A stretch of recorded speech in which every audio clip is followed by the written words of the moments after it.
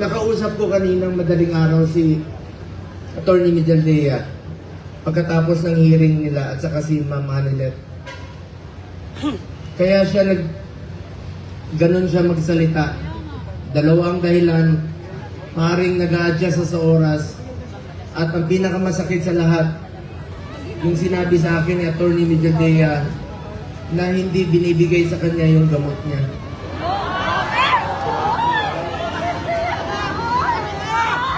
Alam niyo ba, na hindi nga niya alam kung ano yung gamot na iniinom niya, binibigay sa kanya ng nurse niya.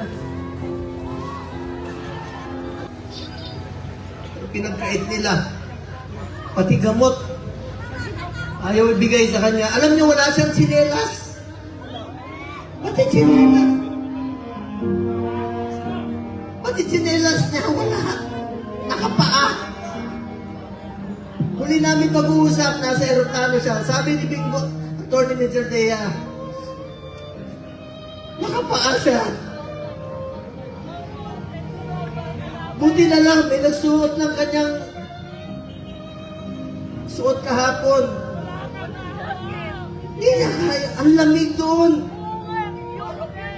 Alam nyo, salamat sa piloto niya, isang co-pilot doon.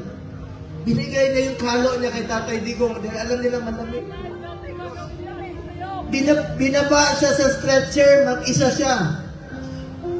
Hindi alam ni Atty. Mijaldea saan siya dinala.